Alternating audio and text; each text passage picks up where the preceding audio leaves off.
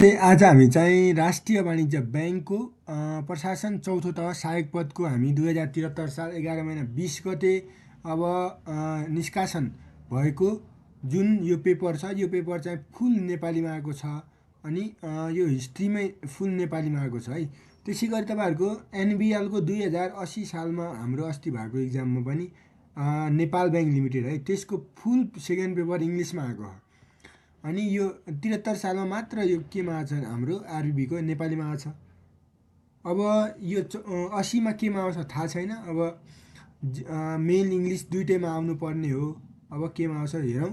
अब हामी प्रथम पत्र म इङ्ग्लिसमा दुइटैमा यो पेपरको डिस्कसन गर्नेछौँ। 3 घन्टाको ब्याङ्किङको बारेमा, लेखाको बारेमा, कम्प्युटर अर्थात् आइटी सम्बन्धी हामी 100 मार्क्सको गर्नेछौँ, जुन प्रथम पेपर हो।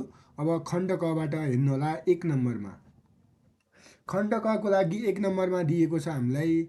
यो चाहिँ 1 नम्बरमा छ, ब्याङ्क तथा वित्तीय संस्थाले कार्यान्वयन गरेको ग्राहक पहिचान अवधारणा KYC no your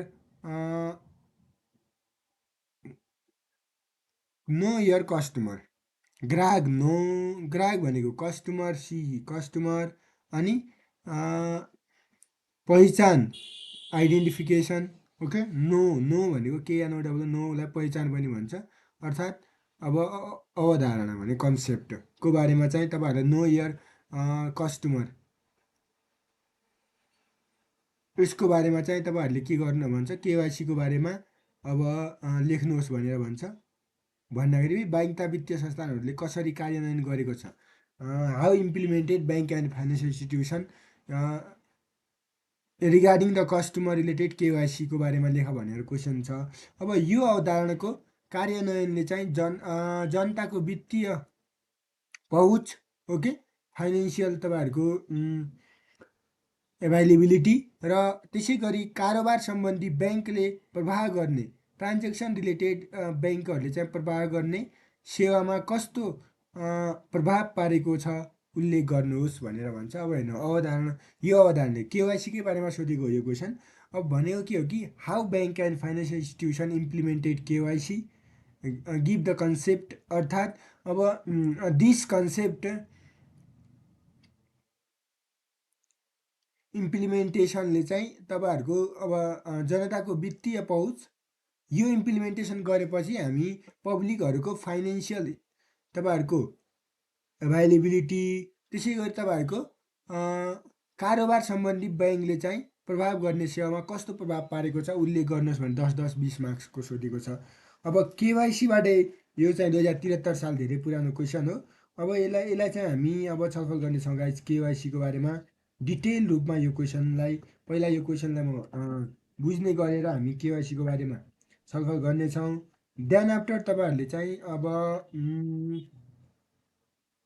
then after म यसको आन्सर 20 मार्क्सको छ, त्यो भएर धेरै लामो पनि म भन्दैन। इङ्ग्लिस नेपाली बोथ मिडियममा चाहिँ म यसको बारेमा सम्झाउने अर्थात् भन्ने वाचा गर्दछु। त्यही भएर चाहिँ अब हामीले मेनली नो यर कस्टमर भन्छ। अब कस्टमरलाई किन आवश्यक छ त, कस्टमरहरूको विभिन्न डिटेलहरू, विभिन्न कुराहरू अब कम्प्लाई छ कि छैन र सत्य तथ्य यिनीहरूको बारेमा छ कि छैन भनेर अब हामीले लन्डिङबाट, ओके, फ्रडबाट, एएमएलटीबाट, एन्टी मनी लन्डिङबाट, सिएफटीबाट, ओके, यस्ता कुराहरूबाट बस्नको लागि, फ्रड ब्याङ्किङ फ्रडहरू गर्नबाट बस्नको लागि हामीले केवाइसी को बारेमा थाहा हुनुपर्ने हुन्छ। त्यसपछि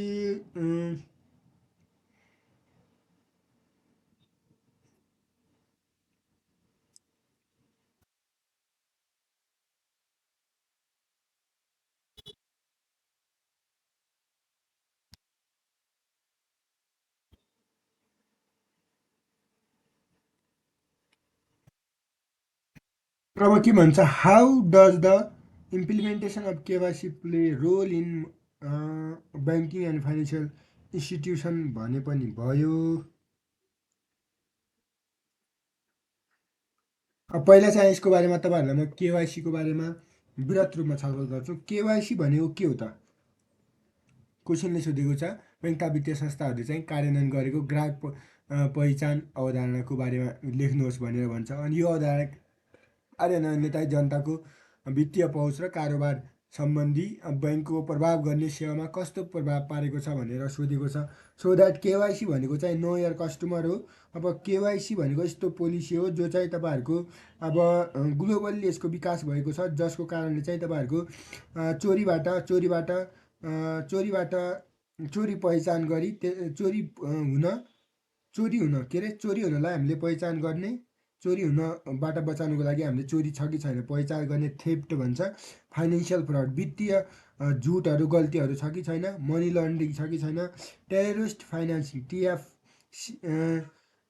छ कि छैन। अनि हो यो केवाइसीको मुख्य उद्देश्य के हो भने ब्याङ्कहरूले चाहिँ अब आफ्नो कस्टमरको बारेमा बेटर राम्रोसँग यिनीहरूले understand better about the customer and help them to manage their risk प्रुडेन्सली।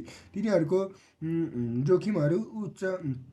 जोखिमहरूलाई व्यवस्थापन गर्नको लागि केवाइसी चाहिन्छ भनेर बुझ्नु होला।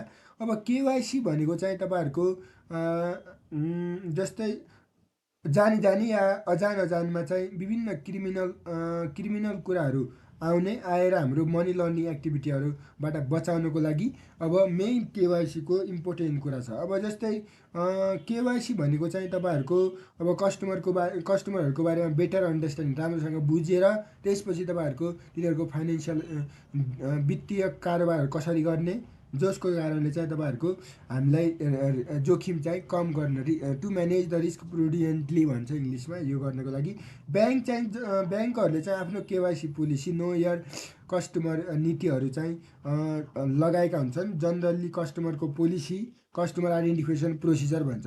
कस्टमरलाई हामीले पहिचान कसरी गर्ने त्यो प्रक्रिया, त्यसपछि तपाईँहरूको ट्रान्जेक्सनहरूलाई मोनिटर गर्ने र त्यसपछि के अरे म्यानेजमेन्टमा रिस्क के छ भनेर भन्छ।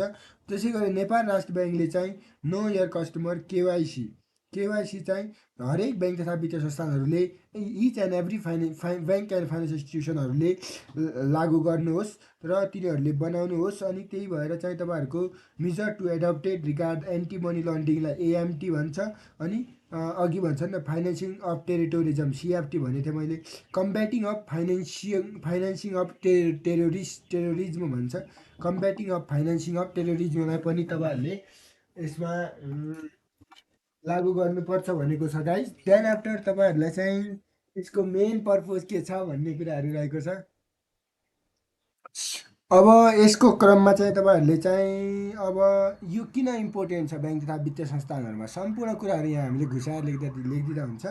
अब नेपालीमा पनि आन्सर भन्छु म तपाईँहरूलाई, 20 मार्क्सको हो, त्यो भएर अब पहिला इङ्ग्लिसमा हामी छलफल गरौँ त्यसपछि नेपालीमा।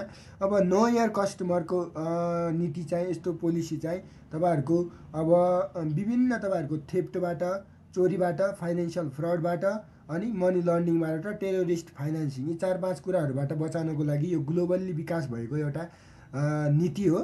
यसको उद्देश्य के हो भने तपाईँहरूको चाहिँ ब्याङ्कहरू यसको उद्देश्य to enable the bank to know and understand their customer better and help to manage risk prudently भनेर भन्छ। कस्टमरहरूको बारेमा राम्रोसँग बुझेर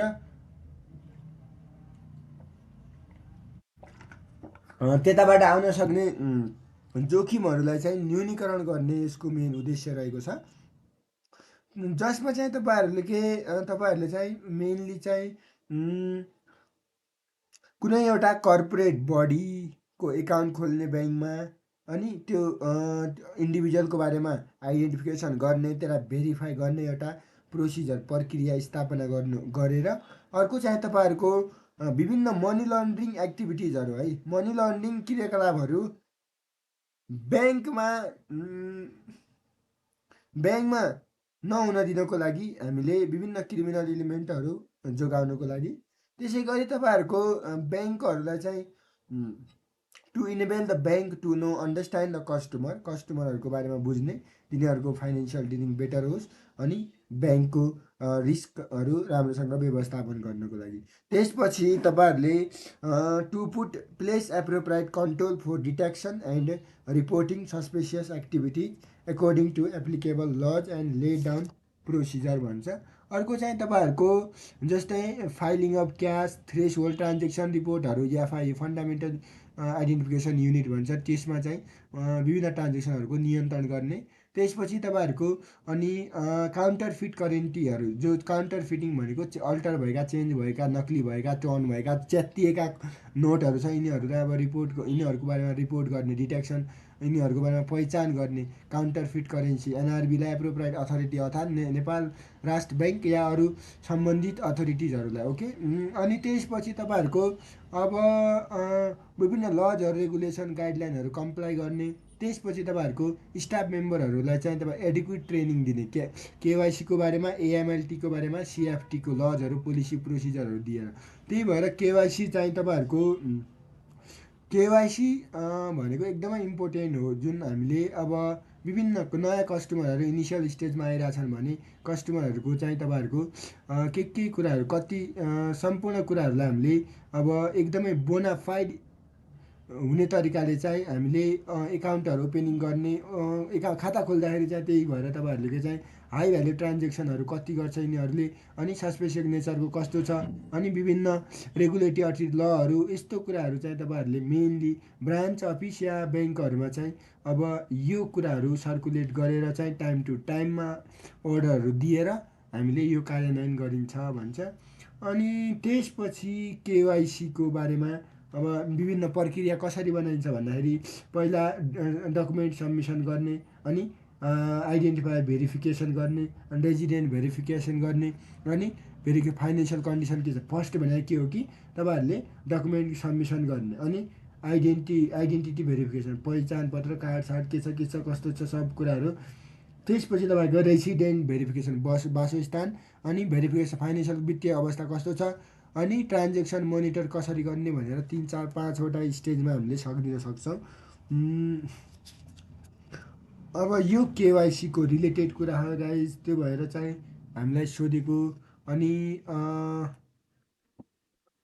अरू अझै यो केवाइसीको बारेमा हामी अब 20 नम्बरको हो, त्यो भएर छलफल अलिक बढी नै गरौँ केवाइसीको बारेमा, जस कारणले चाहिँ हामीले नेपाली प्लस इङ्ग्लिस दुइटैमा म छलफल गर्ने कोसिस गर्दछु, जुन Nepali as well as English, so that guys we will be here discussing about KYC, know your customer, यसको बारेमा हामी हेर्ने। यो अब केवाइसी भनेको एउटा प्रक्रिया हो जसले चाहिँ तपाईँहरूको कस्टमरहरूको बारेमा राम्रोसँग understanding customer well and process of monitoring, oversight, study, analysis of business is called KYC भन्छ। केवाइसी भनेको एउटा यस्तो मेकानिजम हो जसले चाहिँ तपाईँहरूको ब्याङ्कहरूले चाहिँ आइडेन्टिफाई गरेर अनि त्यसपछि मनी लन्ड्रिङ, टेररिस्ट फाइनेन्सिङहरू, यस्तो कुराहरू गर्ने भयो। केवाइसीले चाहिँ तपाईँहरूको ब्याङ्कलाई फर्मुलेट गर्छ विभिन्न स्ट्राटेजीहरू बनाउनुको लागि, अब age, gender, caste, religion, preference अनुसार भनेर भन्छ। जुन तपाईँहरूको केवाइसीको बारेमा हामीलाई निर्देशिका 19 छ। म सम्पूर्ण निर्देशिकाको भिडियो पनि अब ल्याएर छिट्टै आउनेछु यो युट्युब च्यानलमा, त्यो भएर च्यानल सब्सक्राइब गर्नुहोला। पहिला चाहिँ अब किन इम्पोर्टेन्ट छ भने, यो किन आवश्यक छ भने, अब जस्तै ट्रान्जेक्सनहरू कारोबार गर्नको लागि एकदम उत्तरदायी, ट्रान्सपेरेन्सी इन ट्रान्जेक्सन, एएमएलटी, सिएफटीको लागि, ब्याङ्किङ बिजनेसहरू एक्सपान्सन गर्नको लागि, कस्टमरहरूलाई फेक वानबाट बचाउनको लागि, अनि कन्ट्रोल फ्रड र रिस्क फरेन करेन्सी ट्रान्जेक्सनको लागि, अनि एनआरबीलाई इन्फर्म गर्नु पऱ्यो सस्पेसियल ट्रान्जेक्सन कस्तो छ, थ्रेसहोल्ड के छ भनेर, transparency in cross border corresponding banking, identify beneficial owner, यी सबै कुराहरू रहेको छ। अब रिस्कहरू के हुनसक्छन् भने केवाइसीमा फ्रड, चिटिङ, थेफ्ट, फर्जरी हुनसक्छ, मनी लन्ड्रिङ, टेररिस्ट फाइनेन्स छ, बिजनेस रिस्क हुनसक्छ, प्रोडक्ट रिस्क हुनुहुन्छ, फाइनेन्सियल फ्रड गेटिङ हुनसक्छ, मनी लन्ड्रिङ, फेक एकाउन्ट खोलेर आउन सक्छन् भनेर भन्छ। अब मेनली यो त हाम्रो केवाइसीको बारेमा रहेको छ गाइज।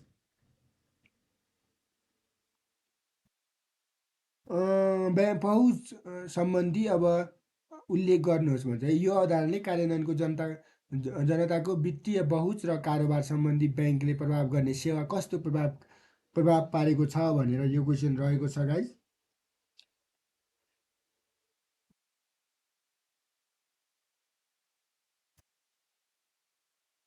अब चाहिँ यसको बारेमा म नेपालीमा पनि भन्छु किनकि 20 मार्क्सको छ गाइज, तर यो पुरानो क्वेसन हो, पुरानो भएर पनि अब म यसलाई अब राम्रोसँग एकदमै प्रष्ट हुने गरेर म चाहिँ तपाईँहरू सामु छलफल गर्न आँटेँ। जसमा चाहिँ तपाईँहरूलाई अब केवाइसी नो इयर कस्टमरको बारेमा हामी ग्राहक पहिचान भन्छ केवाइसीको अवधारणा अनि ब्याङ्किङ क्षेत्रमा केवाइसीको आवश्यकता किन छ कार्यान्वयन गरेको ग्राहक परीक्षण अवधारणाको विषयवस्तु लेख्नुहोस् भन्छ। नेपालको ब्याङ्किङ क्षेत्रमा चाहिँ केवाइसीको प्रभावकारिता कार्यान्वयनका लागि आवश्यक पर्ने कागजातहरू के हुन् यी कुराहरू पनि हामीले राखिदिँदा हुन्छ। अनि ब्याङ्किङ क्षेत्रमा चाहिँ केवाइसीको चाहिँ तपाईँहरूलाई चाहिँ कार्यान्वयनको बारेमा रूपमा कार्यान्वयन नगरी हुने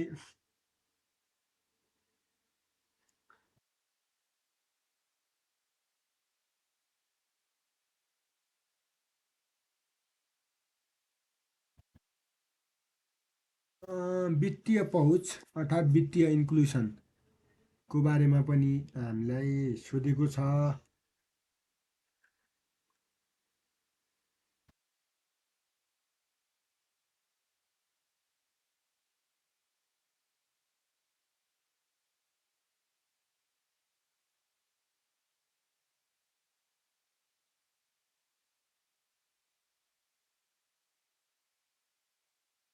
जस्तै एउटा अब यसको लागि अब नेपालीमा हेर्ने होला जस्तै नेपाल राष्ट्र ब्याङ्कले चाहिँ हाम्रो ब्याङ्क तथा वित्तीय संस्थानहरूलाई चाहिँ अब एउटा युनिफाइड एकीकृत निर्देशिका भन्छ युनिफाइड डिरेक्टिभ जारी गरेको छ जसको कारणले चाहिँ तपाईँहरूको जसको कारणले चाहिँ केवाइसी कार्यान्वयनका लागि हुनुपर्ने न्यूनतम विवरणको स्पष्ट पारेको छ अनि इन्हान्स कस्टमर ड्यु डेलिजेन्सको व्यवस्था गरेको छ। वार्षिक 5 लाखभन्दा कम कारोबार गर्ने वा सोभन्दा बढी कारोबार गर्नेका लागि अलग केवाइसीको व्यवस्था गरेको छ। कस्टमरको रिस्क ग्रेडिङको व्यवस्थालाई अनिवार्य गरेको छ। त्यसै गरी विभिन्न प्रकारका खाता खोल्दाखेरि अनि लिनुपर्ने विवरणहरूको स्पष्ट गरेको छ। केवाइसीको तपाईँहरूको प्रभावकारी कार्यान्वयन गर्न नसक्दा हुने दण्ड सजायको व्यवस्था गरेको छ भनेर चाहिँ तपाईँहरूले यसमा बुझ्नुपर्ने हुन्छ। सो द्याट गाइज अब हामी छलफल गरौँ अब वित्तीय समावेश केवाइसीको कार्यान्वयनले वित्तीय समावेशिता फाइनेन्सियल इन्क्लुजन अर्थात् तपाईँहरूको वित्तीय पहुँच भन्दाखेरि पनि हुन्छ। अब यसमा कस्तो प्रभाव पारेको छ यो कुरा पनि हामी हेरौँ। जस्तै केवाइसीको कार्यान्वयन पश्चात अब त्यसै गरी तथ्यकीय रूपमा चाहिँ तपाईँहरूको विश्लेषण गर्दा न्यून रहेको वित्तीय साक्षरता बढेर 57.9% पुगेको छ। केवाइसीको प्रभावकारी कार्यान्वयन हुनु पूर्व वित्तीय समावेशिता करिब 40%को हाराहारीमा रहेको अहिले बढेर 67.8% पुगेको छ। तथ्याङ्कले केवाइसीको कार्यान्वयनले वित्तीय साक्षरता अभिवृद्धि गर्दै वित्तीय समावेशिता समेत बढाएको विश्लेषण गर्न सकिन्छ। तर केवाइसीको कार्यान्वयनलाई तपाईँहरूको ग्राहकहरूले झन्झटिलो रूपमा बुझ्दा औपचारिक ब्याङ्किङ क्षेत्रभन्दा छाया ब्याङ्किङ स्याडो ब्याङ्किङतर्फ ग्राहकहरूलाई आकर्षित हुन सक्ने चुनौती समेत रहेको छ भनेर हामीले बुझ्नुपर्ने हुन्छ। सो द्याट त्यही भएर चाहिँ तपाईँहरूको पारदर्शितालाई मूल्याङ्कन गर्दा अब ट्रान्सपेरेन्सी सेल बी इभ्यालुएटेड भन्छ इङ्ग्लिसमा गर्दा यसले चाहिँ वित्तीय समावेशी फाइनेन्सियल इन्क्लुजनका केही घटाउन सक्ने देखिन्छ। तर अब केवाइसीको सरल कार्यान्वयनबाट यसको प्रभावकारिता अभिवृद्धि बढेको छ भनेर पनि तपाईँहरूले यसमा लेख्न सक्नुहुन्छ। अनि त्यसपछि आवश्यक वित्तीय कार्यान्वयन गरेको विषयमा यो अवधारणा बहुत कारोबार प्रभाव पारे गर्नुहोस् भनेर भने हामीले पढिहाले।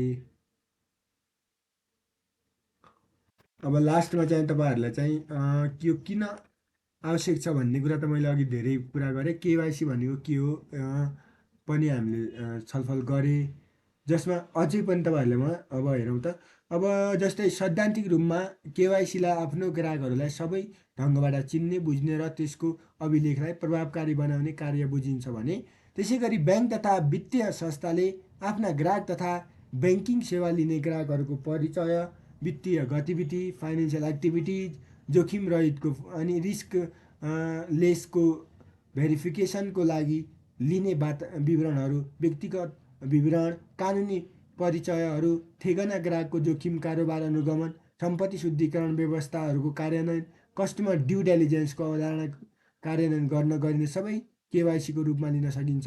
ब्याङ्किङ क्षेत्रमा चाहिँ केवाइसी कार्यान्वयन गर्नका लागि नेपाल राष्ट्र ब्याङ्कले अब क ख ग वर्गको इजाजत प्राप्त संस्थाहरूलाई दिएको मार्गदर्शन क ख ग है एबिसी अनुसार अब गर्नुपर्ने छ। र केवाइसी आवश्यकता किन छ भने ग्राहकहरूलाई पूर्ण रूपमा चिन्न अनि एएमएलटी सिएफटीका प्रावधानहरूलाई कार्यान्वयनमा ल्याउन अनि नेपाल राष्ट्र ब्याङ्कले दिएको मार्गदर्शनको कार्यान्वयन गर्न, ग्राहकहरूको वित्तीय व्यवहारको मूल्याङ्कन गर्न, ग्राहक र ब्याङ्कको बिचमा चाहिँ विश्वसनीयताको वातावरण सिर्जना गर्नु पर्यो, टेररिज्म फाइनेन्सिङको जोखिम न्यूनीकरण गर्नु पर्यो, ग्राहकहरूबाट हुनसक्ने सम्भावित वित्तीय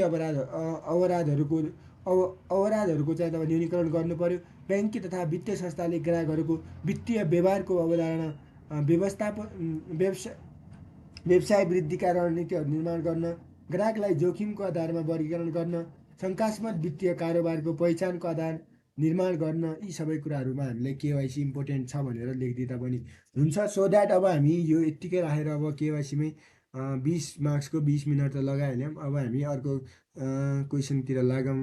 यो क्वेसन रहेको छ तपाईँहरू क्वेसन नम्बर 2 छ, सम्पत्ति शुद्धिकरण भनेको के हो? एसेट लन्ड्रिङ सम्पत्ति शुद्धिकरण एन्टी मनी लन्ड्रिङ भनेको के हो? यानि कि सम्पत्ति शुद्धिकरण एसेट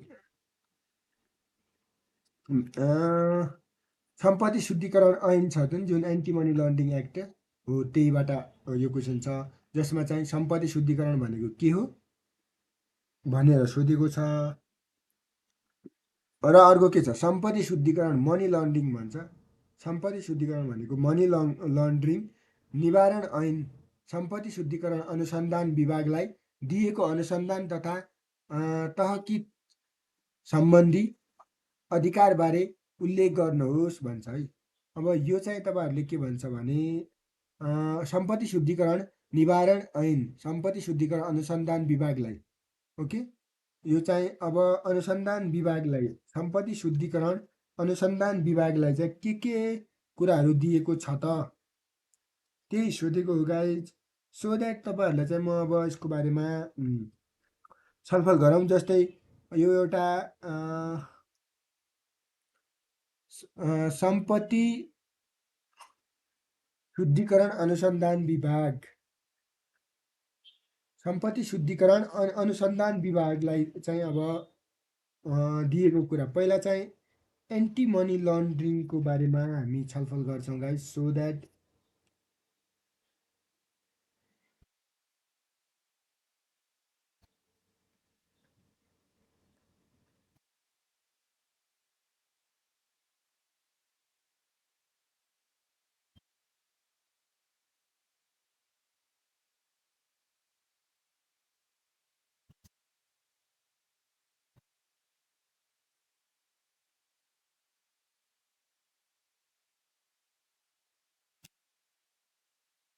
अब इन्भेस्टिगेसनको कुरा यहाँ आएको छ, जे भएर अब सम्पत्ति शुद्धिकरण भनेको त एन्टी मनी लन्ड्रिङ भनेर भनेको छ।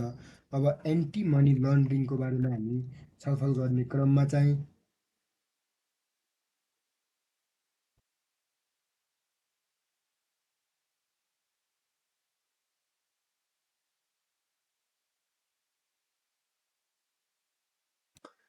अब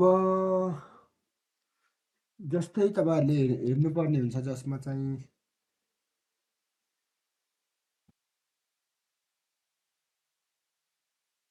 अब मनी लन्ड्रिङ, अब कुनै एसेटहरू यहाँ ट्रान्सफर गर्यो, प्रोपर्टीहरू ट्रान्सफर गर्यो, लुकी छुपी गर्यो, एक्वायर पुजेजहरू प्रोपर्टिजहरू गर्यो, ओके, विभिन्न ब्याड कुराहरू गर्छ भने नराम्रा कुराहरू ब्याङ्कलाई हानि नोक्सानी हुने गर्ने इलिगल कुराहरू गरेर चाहिँ अब त्यस्तो खालि कुराहरू गर्छ भने त्यसलाई हामीले एन्टी मनी लन्ड्रिङ भन्छौँ। जुन तपाईँहरूलाई चाहिँ अब म यसको नेपालीमा सरसर्ती हामी छलफल गर्छौँ, त्यसपछि यसको इङ्ग्लिसमा चाहिँ पोसिबल आन्सरहरू पनि हामी छलफल गर्छौँ। सो द्याट अब हामी सम्पत्ति शुद्धिकरण निवारण ऐन 2064 ब्याङ्किङ सम्पत्ति शुद्धिकरण, अब यसमा चाहिँ तपाईँहरूको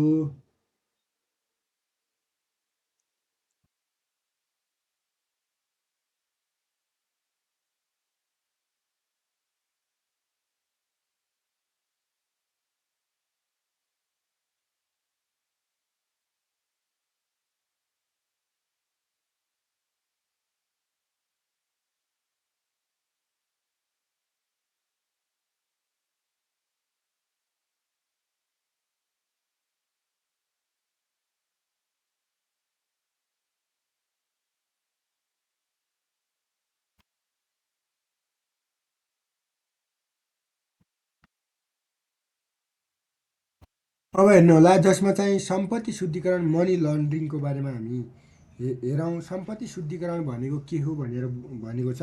अब जस्तै गैरकानुनी स्रोतबाट आर्जित सम्पत्तिलाई तपाईँहरूको चरणगत प्रक्रिया अपनाई वै वैज्ञानिक कानुनी तथा तपाईँहरूको वैधानिक सम्पत्तिमा रूपान्तरण गर्न अपनाइने कार्यहरूलाई समेत शुद्धिकरण भनिन्छ भन्छ।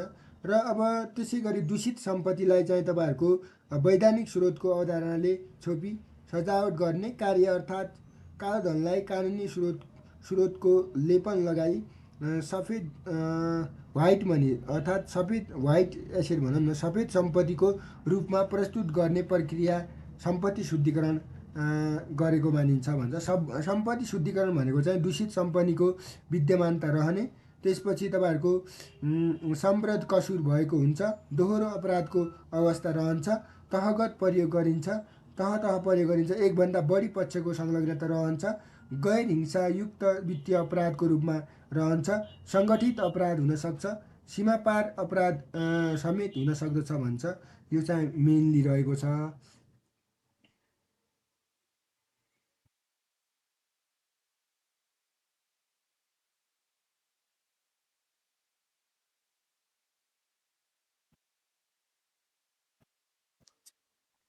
अब त्यसपछि क्वेसनले सोधेको छ सम्पत्ति शुद्धिकरण मनी लन्ड्रिङ निवारण ऐनले चाहिँ सम्पत्ति शुद्धिकरण अनुसन्धान विभागलाई दिएको अनुसन्धान तथा हकित सम्बन्धी अधिकारहरूबारे उल्लेख गर्नुहोस् भन्छ है।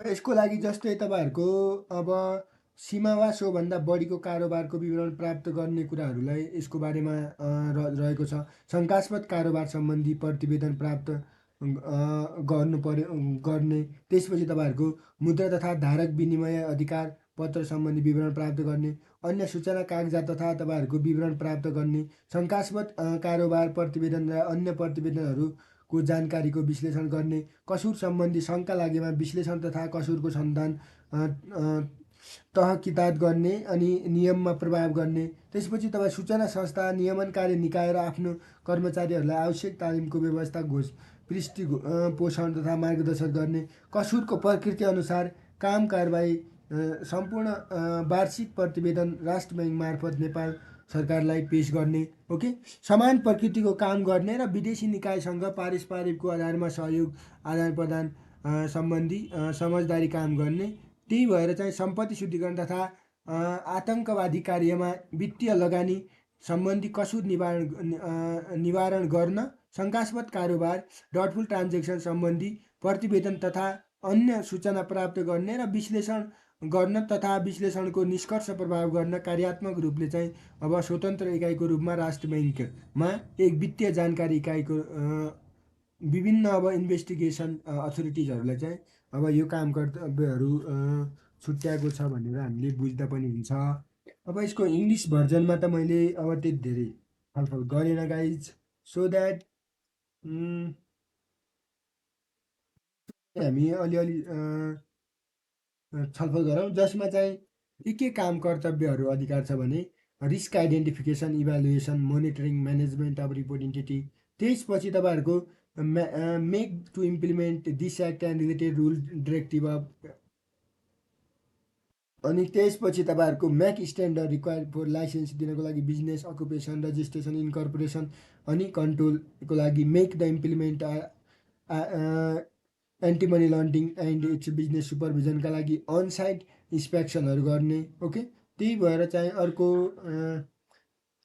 Assist in the investigation of अफेन्सेसहरू अनि ट्रेनिङ अफ एएमएलटी सिएफएलटी रिलेटेड यी सबै कुराहरू रहेको छ गाइस। त्यही भएर हामीले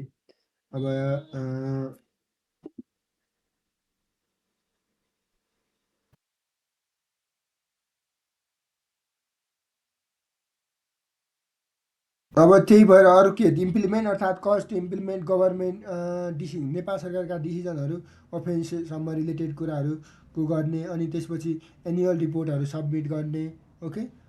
अनि त्यसपछि अर्को अरू धेरै कुराहरू रहेको छ यसमा। अनि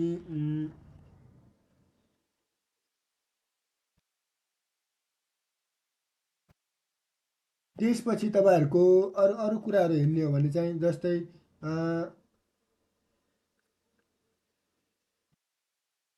लन्डिङ सम्बन्धी अर्थात् टेरिटोरिस्टिक फाइनेन्समा चाहिँ अब दिएपछि अब सप्लिमेन्ट्रीहरू स्टेटमेन्ट दिइसकेपछि त्यो व्यक्ति त्यो पर्सनलाई हामीले एरेस्ट गर्नुपर्ने हुन्छ। त्यसपछि तपाईँहरूको अर्को चाहिँ तोके बमोजिमका कामहरू गर्नुपर्ने हुन्छ।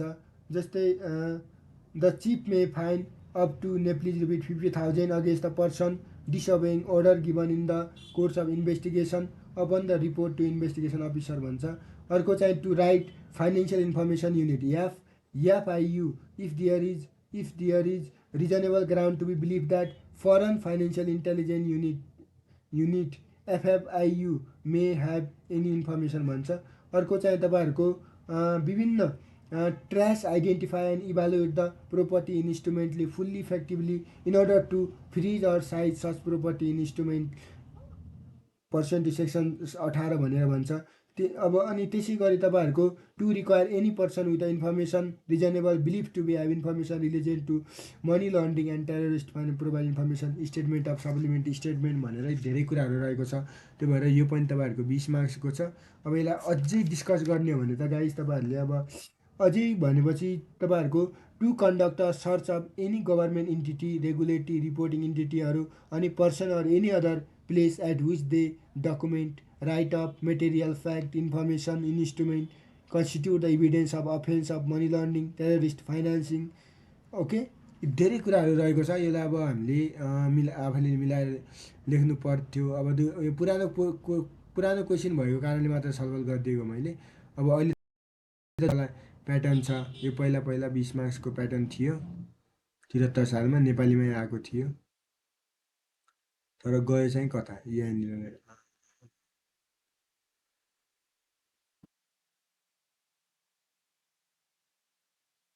अब चाहिँ हामीले खण्ड कबाट छलफल गरौँ।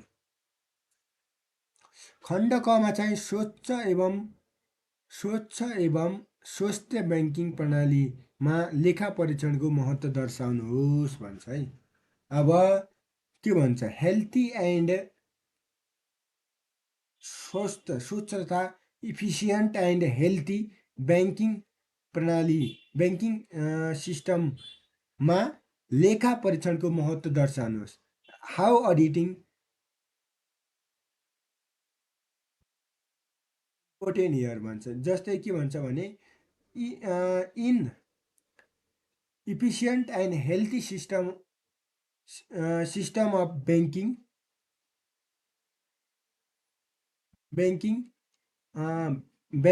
How auditing play important role, अर्थात् के छ त यसको महत्त्व भनेर हामीले बुझ्नुपर्ने हुन्छ। राष्ट्रिय वाणिज्य ब्याङ्कमा बाह्य लेखा परीक्षण किन आवश्यक छ? Why it is important in external audit in राष्ट्रिय वाणिज्य ब्याङ्क, स्पष्ट पार्नुहोस्। 20 मार्क्सको छ। अब यसको लागि त हामी लेखा परीक्षणको बारेमा अडिटिङ भन्ने हाम्रो टपिकबाट हामी छलफल गर्छौँ। त्यही भएर चाहिँ गाइज तपाईँ अब यसकोमा प्रोपर आन्सर इन्टरनल अडिट राष्ट्रिय वाणिज्य ब्याङ्कमा किन इम्पोर्टेन्ट छ त, र अनि स्वच्छ र इफिसियन्ट ब्याङ्किङ प्रणालीमा लेखा परीक्षणको महत्त्व के छ भनेर भन्छ। Highlight the importance of internal audit in banking financial institution.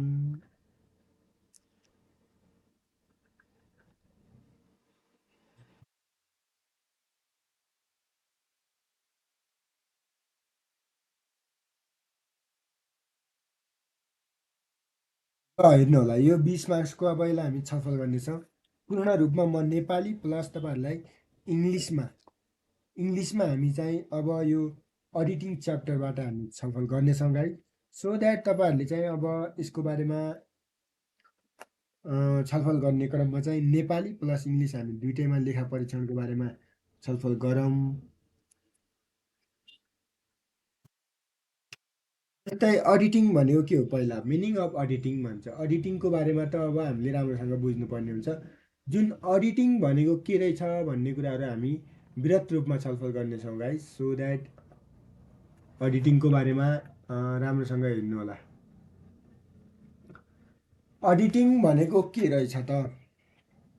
Auditing भनेको एउटा यस्तो प्रोसेस हो, assessment and ascertaining the financial, operational, strategic goal and possess the organization to determine whether they are compliant with stated principle in addition to them being comfort with the organization and more importantly regulatory requirement भन्छ। योभन्दा पहिला म तपाईँहरूलाई simple definition भन्न चाहन्छु, जुन auditing भनेको is an independent examination of any financial information, whether it is big or small, irrespective of its size and location, to give a true and fair view as per applicable FRF and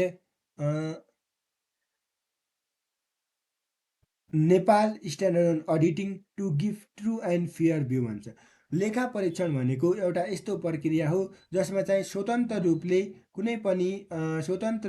चाहिँ कुनै पनि संस्थाको वित्तीय सूचनाहरूमा चाहिँ वित्तीय विवरणहरूमा चाहिँ अब एउटा नेपालमा रहेका लेखा मानहरूदेखि लिएर नेपालमा रहेका विभिन्न लेखाका कानुनहरू बमोजिम बनेको छ कि छैन भनेर चेक गर्ने प्रक्रियालाई अडिटिङ भनिन्छ भनेर बुझ्नु होला।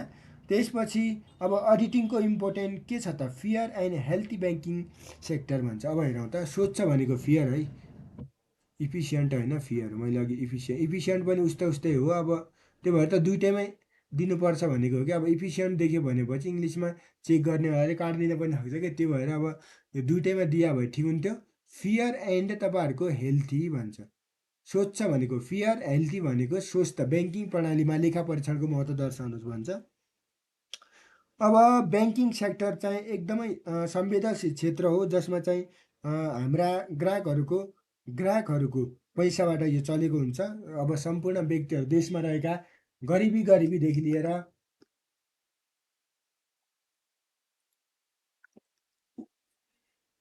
धेरै हार्डवर्क गरेर कमाएका व्यक्तिहरूबाट सङ्कलन गरेको पैसा भनेको के हो?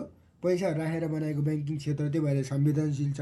त्यही भएर यसमा चाहिँ to make fair and healthy, स्वच्छ, फेयर भनेको स्वच्छ र तपाईँहरूको हेल्थी, स्वच्छ र तपाईँहरूको स्वच्छ र स्वस्थ ब्याङ्किङ प्रणाली, ब्याङ्किङ सिस्टम अडिटिङ चाहिँ एकदमै राम्रो तत्त्वको रूपमा मानिन्छ। जस कारणले अडिटिङको महत्त्व ब्याङ्किङ क्षेत्रमा किन इम्पोर्टेन्ट छ त? जस कारण तपाईँहरूले चाहिँ फाइनेन्सियल स्टेटमेन्टहरू अब नेपालमा रहेका एकाउन्टिङ स्ट्यान्डर्ड अनुसार बनेछ कि छैन भनेर चेक गर्नको लागि एक। अर्को चाहिँ फाइनेन्सियल इन्फर्मेसनहरू चाहिँ फेयरली र एकुरेटली भनेको स्वच्छ तथा तपाईँहरूको स्वच्छ तथा एकुरेट रूपमा बनेका छन् कि छैनन्, अनि त्यही बनेका भन्दा पनि रिप्रेजेन्ट हो, प्रतिनिधित्व गराएका छ कि छैनन्। त्यसपछि तपाईँहरूलाई अब अडिटिङ गऱ्यो भने हाम्रो व्यवस्थापनहरूलाई चाहिँ विभिन्न इररहरू, गल्ती झुटहरूबाट तिनीहरूलाई पहिचान गर्न मद्दत गर्छ। त्यही भएर चाहिँ it help to verifying whether all the statutory requirement are fulfil or out. सम्पूर्ण कानुनी आवश्यकताहरू एनआरबीले, नेपाल राष्ट्र ब्याङ्कले, अरू नियन्त्रणकारी संस्थाहरूले लागू गर भनेका रुल नियमहरू लागू भएछन् कि छैन भनेर। It help to safeguard the business from loss by identifying potential fraud भन्छ। हुन सक्ने फ्रडहरू, अपरेसनल इफिसियन्सीहरू, नन कम्प्लाइ लजहरू र अनफोर्सिन कन्डिसन लाइकहरू, थेफ्ट, यस्तो कुराहरूबाट लस हुनको लागि सेफगार्डिङको रूपमा सहयोग गर्दछ। त्यसै गरी तपाईँहरूको जोखिम व्यवस्थापनको विकास गर्नका लागि, म्यानेजमेन्ट व्यवस्थापनको कन्ट्रोल गर्नका लागि, संस्थाको सुशासन गर्नका लागि पनि हेल्प गर्छ। इन्टरनल अडिटिङले चाहिँ तपाईँहरूको कम्पनीले चाहिँ अब कम्पनीको achieve the excellence in its operation by complying with standard operating policies भन्छ। इन्टरनल अडिट गरायो भने चाहिँ तपाईँहरूको इफेक्टिभ रिस्क एसेसमेन्ट गर्नको लागि, त्यसपछि अब रिस्कहरू जो हुन सक्छन् अगाडि अर्ली आइडेन्टिफिकेसन अफ रिस्क भन्छ। अब इन्टरनल अडिट गऱ्यो भने, आन्तरिक लेखा परीक्षण गऱ्यो भने अब हुन सक्ने जोखिमहरू अगाडि नै थाहा पाउन सकिन्छ।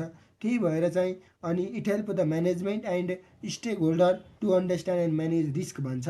त्यसपछि a regular internal audit examine the policies and procedure of business assessment organisation efficiency and operating efficiency भन्छ। यसले चाहिँ तपाईँहरूको अब it help to provide real information to stakeholder. स्टेक होल्डरलाई चाहिँ सही सूचना प्राप्ति गर्नका लागि it help to maintain and increase the corporate governance. संस्थाको सुशासनहरू बनाउनु पऱ्यो, त्यसलाई त्यसको विकास गर्नका लागि it help to maintain economy efficiency relevancy accuracy continuity in banking अपरेसनका लागि। त्यसै गरी it help to make banking sector more transparable and reliable र ट्रुथवर्थनेस भनेर हामीले मेनली कुराहरू हामीले यहाँभित्र लेख्यौँ। अब लेख्यौँ भने अब दोस्रो क्वेसन 10 मार्क्सको सोधेछ। राष्ट्रिय वाणिज्य ब्याङ्कले बाह्य लेखा परीक्षण बाह्य लेखा परीक्षण इङ्ग्लिसमा स्ट्याच्युटरी अडिट पनि भन्छ, एक्सटर्नल अडिट पनि भन्छ, फाइनल अडिट पनि भन्छ। तिनवटा नामले एउटै हो है गाइस। त्यो भएर एक्सटर्नल अडिट किन इम्पोर्टेन्ट छ त राष्ट्रिय वाणिज्य ब्याङ्कमा भने external audit is the audit of your financial statement made by independent third party profession भन्छ। अब यस्ता खाली टाइप अफ अडिटहरू जुन चाहिँ हाम्रो अनबायस र रिलायबल, इन्टरनल अडिट भन्दा चाहिँ अनबायस हुन्छ अनि रिलायबल सन्दर्भिकता पनि हुन्छ। किनकि अब त्यो इन्टरनल अडिटर भनेको त अडिटर हो तर कर्मचारीकै अडिटर हो के, कर्मचारीको भन्दा पनि त्यो संस्थाको अडिटर हो। कर्मचारीहरूबाट बचाउनुको लागि ठुल्ठुला बिओडीदेखि लिएर ठुल्ठुलो म्यानेजमेन्ट डिसिजनको लागि भयो। अब एक्सटर्नल अडिटर भनेको त्यो म्यानेजमेन्टहरूबाट पनि बचाउनको लागि, कुनै संस्थाबाट बचाउनको लागि एउटा स्वतन्त्र रूपले रहेर लेखा परीक्षण गरिन्छ भने त्यसलाई भन्छ। अब एक्सटर्नल अडिट को हुन् त यी अडिटर भन्ने जस्तो लाग्छ भने, जस्तै यसको लागि तपाईँहरूले महालेखा परीक्षण अडिटर अफिस अफ अडिटर जनरलबाट सरकारी लेखा परीक्षण हुनु भनेको चाहिँ लोक सेवाले खोल्छ भ्याकेन्सी। त्यसमा चाहिँ तपाईँहरूले बिबिएस बिबिए या अरू जुनसुकै अब तपाईँहरूको व्यवस्थापन सङ्कायका अब यति कुरा मेनली यिनीहरूलाई भ्यालिड गर्छ। बिबिएसलाई धेरै इम्पोर्टेन्ट दिन्छ, त्यसपछि बिबिएहरू अनि यिनीहरूलाई पनि इम्पोर्टेन्ट मेन भनेको यिनीहरू हो। यिनीहरूले चाहिँ अब लेखा त्यसमा के अरे लेखा परीक्षणमा चाहिँ लोकसेवा नाम निकाल्यो भने यिनीहरूले अडिट गर्छ क्या, सरकारी अडिट है, सरकारी अडिट। अनि आधा सरकारी आधा प्राइभेट छ भने त्यसमा पनि अब यिनीहरूले हुन्छ। तर कन्सल्टेसनहरू अडिटर अफिस अफ अडिटर जनरलको हुन्छ, तर त्यसलाई अब इग्नोर गरेर यिनीहरूले नै गर्छ भनौँ न। अनि प्राइभेटको चाहिँ अरूले गर्छ, professional charter accountant register auditor के दुईवटाले त हान नेपालमा यिनीहरूले नै गरिदिन्छ। त्यही भएर अब के छ त एक्सटर्नल अडिटर राष्ट्रिय वाणिज्य ब्याङ्कमा भने it help to verification of account of entity भन्छ। अब हेरौँ, it help to verification of account of entity. हाम्रो संस्थाको एकाउन्टहरू खाताहरूलाई भेरिफाई गर्नु पऱ्यो नि त। It help to ensure whether the company किन इम्पोर्टेन्ट छ भने it help ensure whether the company is comply with respect law regulation. यो हाम्रो राष्ट्रिय वाणिज्य ब्याङ्कले विभिन्न कानुन अनि रेगुलेसनहरू लागू गरेको छ कि छैन भन्ने कुराहरूमा पनि सहयोग गर्छ। त्यही भएर चाहिँ तपाईँहरूको अब it help to ensure whether the financial statement give true and fair view of company. यो ट्रु एन्ड फेयर भ्यू भन्ने के हो कस्तो लाग्छ भने यो चाहिँ तपाईँहरूको नेपाल स्ट्यान्डर्ड अडिटिङ 701ले भन्छ, 700 र 701हरूले भन्छ। यिनीहरूले के भन्छ भने ट्रु एन्ड फेयर भ्यूहरू दिनका लागि अडिटरको ओपिनियन भन्ने हुन्छ, यानि कि लेखा परीक्षकको राय हुन्छ। त्यो राय भनेको तपाईँहरूले अनमोडिफाइड र मोडिफाइड हुन्छ। अब अनमोडिफाइड र मोडिफाइड भन्छ है, ओके। अब क्लिन रिपोर्ट भन्छ। अनि अब त्यसपछि तिनवटा अनमोडिफाइड मोडिफाइड मध्ये फेरि तिनवटा अझ ब्रेकडाउन हुन्छ, डिस्क्लेमर दिने कि एडभर्स दिने कि ओके क्वालिफाइड दिने, यिनी कुराहरूको बारेमा हुन्छ त्यो अडिट रिपोर्टभित्र। त्यसलाई तिनीहरूले चाहिँ अब ट्रु एन्ड फेयर भ्यू भनेको संस्थाको फाइनेन्सियल स्टेटमेन्टहरू पिएनएलदेखि लिएर ब्यालेन्स सिट लेखेर सबैहरूले चाहिँ दिन्छ कि दिँदैन भन्ने कुरा हो। त्यसपछि तपाईँहरूको अब विभिन्न आवश्यक पर्ने सान्दर्भिक रहेका एकाउन्टिङ स्ट्यान्डर्ड भन्छ। एकाउन्टिङ स्ट्यान्डर्ड भनेको अब लेखा मानहरूले चाहिँ तपाईँहरूको विभिन्न तपाईँहरूको के भन्छ संस्थाहरूले फलो गरेको छ कि एप्लाइड गरेछ कि छैन भन्ने कुरा। It help to increase the confident of stake holder about financial status of कम्पनीको वित्तीय क्षेत्रमा चाहिँ एकदमै कन्फिडेन्स दिलाउनको लागि पनि एक्सटर्नल अडिटर इम्पोर्टेन्ट छ। एक्सटर्नल अडिटरले चाहिँ तपाईँहरूको कम्प्लिटनेस, एक्युरेसी, कन्सिस्टेन्सी र फाइनेन्सियल रिकर्ड अफ इन्टिटी कुनै पनि संस्थाको भन्दाखेरि राष्ट्रिय वाणिज्य ब्याङ्कको वित्तीय कारोबारहरू एकदमै कन्सिस्टेन्सी रूपमा छ कि छैन, एक्युरेसी छ कि छैन, कम्प्लिटनेस छ कि छैन भन्ने कुराहरू रहेछ। त्यसै गरी तपाईँहरूको internal system control internal control system है, इन्टरनल सिस्टम कन्ट्रोल होइन, इन्टरनल कन्ट्रोल सिस्टमलाई पनि इम्प्रुभ गर्ने काम गर्छ। एक्सटर्नल अडिटरले चाहिँ तपाईँहरूको क्रेडिबिलिटी टु अपरेसन सञ्चालनको लागि क्रेडिबिलिटी दिन्छ र त्यही भएर ट्याक्स, डिभिडेन्ड, रिजर्भहरूमा चाहिँ राम्रो निर्णयहरू दिनु पऱ्यो भने सो द्याट त्यही भएर चाहिँ तपाईँहरूको फाइन्डिङ इररहरू, मिस्टेकहरू, फ्रडहरू एकाउन्टहरूमा आवश्यकता पर्ने करेक्सन गर्नको लागि र संस्थाको रियल पिक्चरहरू र हामीले के नयाँ नयाँ योजनाहरू गर्नुपर्छ भन्ने कुराहरूको बारेमा रियल फाइन्डिङ दिन्छ गाइज एक्सटर्नल अडिटरले। र त्यसपछि तपाईँहरूको राष्ट्रिय वाणिज्य ब्याङ्कको एकाउन्टेबिलिटी, ट्रान्सपेरेन्सीहरू बिचमा इन्स्योरनेस गराउँदै यो चाहिँ एकदम इसेन्सियल छ, जुन चाहिँ तपाईँहरूको अपरेसनल इफिसियन्सी, फाइनेन्सियल रिलायबिलिटीको लागि अनि एसेटको सेफ गार्डका लागि भनेर हामीले राखिदिनुपर्छ। र अडिट भनेको एउटा इम्पोर्टेन्ट टर्म हो जुन चाहिँ एकाउन्टिङमा, जसले चाहिँ तपाईँ एक्जामिनेसन र भेरिफिकेसन अफ कम्पनीको फाइनेन्सियल रिकर्डहरूलाई, यो चाहिँ तपाईँहरूको फाइनेन्सियल इन्फर्मेसनहरू फेयरली एकदम एक्युरेटली होस् र अनि त्यही अनुसारले हो संस्थाले चाहिँ विभिन्न इन्डिपेन्डेन्स अफ अडिटरकादेखि लिएर सम्पूर्ण समस्याहरूलाई कम गराओस् र सबै एकाउन्टिङ प्रिन्सिपलहरू फलो गरोस्, अडिटिङका प्रिन्सिपलहरू फलो गरोस्। त्यसपछि एनआरबीका डाइरेक्टिभहरू, एनएफआरएसहरू जो सबै लागेर राष्ट्रिय वाणिज्य ब्याङ्कलाई चाहिँ एकदमै आफ्नो उद्देश्य प्राप्ति गर्नतर्फ आगमन गराउँदै त्यसलाई फ्रडहरू यानि कि यसका फ्रडहरू मिनिमाइज गर्दै इनइफिसियन्सीहरू र ट्रान्सप्यारेन्सी र रिलायबिलिटीहरू घटाउँदै अगाडि बढ्ने कुरा भनेको गाइज तपाईँहरूको अडिटिङ हो भनेर मैले यस्तो कुराहरू छर्लङ्ग पारिदिएँ। अब छर्लङ्ग पाऱ्यो भने अब धेरै लाग्ला इङ्ग्लिसमा मात्र कति भन्छ जस्तो लाग्छ भने गाइज म नेपालीमा पनि तपाईँहरूलाई चाहिँ भन्ने कोसिस गर्दछु। अब हुन त इङ्ग्लिस नेपाली मैले दुइटैमै बुझाउन त अब इङ्ग्लिसमा पढेका साथीहरूलाई अलि सजिलो हुन्छ भने अब नेपालीमा पढेकाहरूलाई त अलिक गाह्रो पर्न सक्छ मैले भनेको कुरा। अब म चाहिँ फुल नेपालीमा पनि भन्छु। लेखा परीक्षण ब्याङ्क तथा वित्तीय संस्थाहरूको एकदमै फेयर एन्ड हेल्थी, स्वच्छ तथा स्वस्थ ब्याङ्किङ प्रणालीमा लेखा परीक्षणको महत्त्व के छ भनेर भनेको छ, जुन हामीले यसको बारेमा छलफल गर्नेछौँ गाइज, सो द्याट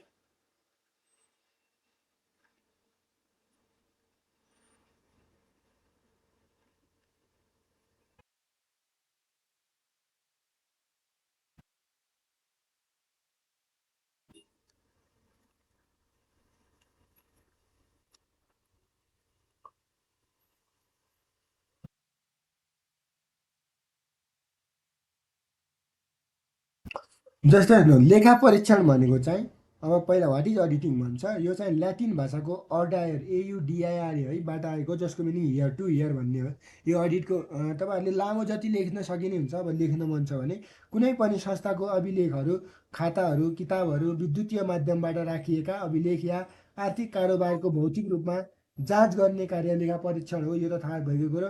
र प्रचलित एन्ड प्रिस्क्राइब एक्ट भन्छ, नियम, परिपत्र, कार्यविधि, निर्देशन अन्तर्गत केही लेखाका सर्वमान्य सिद्धान्तहरूलाई आत्मसात गर्दै अभिलेख राखिएको छ कि छैन भन्ने विषयको जाँच नै लेखा परीक्षण हो।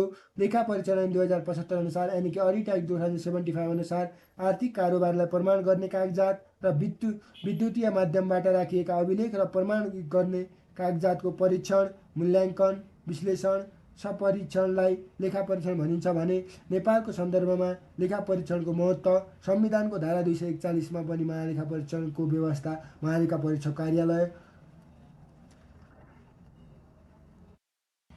छ। अनि ब्याङ्क तथा वित्तीय संस्था सम्बन्धी 2073 पनि लेखा परीक्षक समेत अडिट कमिटी भन्ने छ, आन्तरिक लेखा परीक्षण विभाग आदि छ भने। त्यसै गरी लेखा परीक्षण भनेको आर्थिक कारोबार, त्यस्ता कारोबारहरूलाई प्रमाणित गर्ने कागजात, अभिलेखलाई स्वतन्त्र निकायको रूपमा मान्यता प्राप्त आन्तरिक तथा बाह्य लेखा निकाय र कार्यालयबाट निरीक्षण गर्ने, जाँच्ने, मूल्याङ्कन गर्ने, विश्लेषण गर्ने, ट्रु एन्ड फियर भ्यूको अवस्थाको जानकारी सम्बन्धी निकाय पेश गर्ने कार्यको समष्टिगत रूपलाई बुझ्न सकिन्छ भनेर बुझ्दा हुन्छ।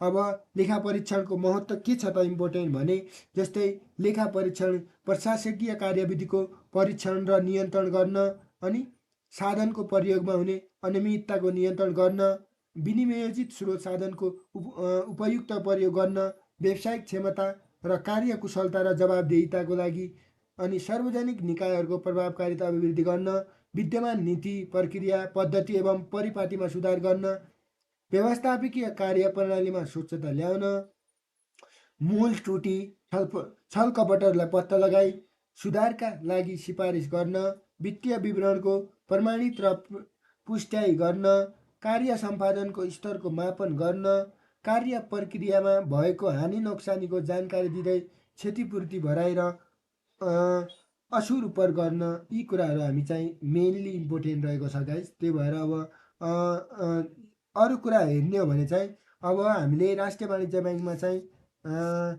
बाह्य अर्थात् अन्तिम लेखा परीक्षण किन इम्पोर्टेन्ट छ त?